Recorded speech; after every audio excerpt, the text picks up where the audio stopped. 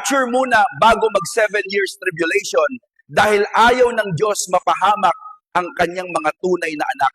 After ng rapture, 3.5 years pa lang, bilyong tao agad ang mamamatay.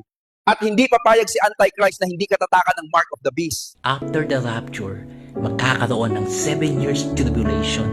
Sa 3.5 years pa lang after the rapture, pag binasa natin Revelation chapter 6 verse 8, bilyong-bilyong tao agad ang mamamatay.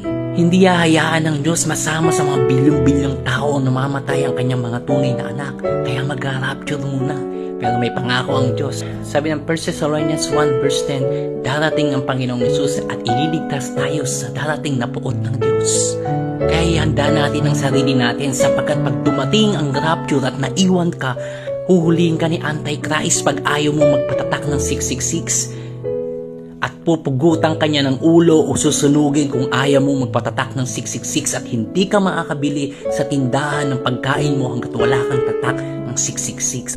Kaya seryosohin natin ang relationship natin sa Panginoon sapagkat ang tunay na manarapture lang ay mga taong totoong nagsuko ng buhay sa Panginoong Hesus at nabubuhay sa kabanalan at katwiran at pagmamahal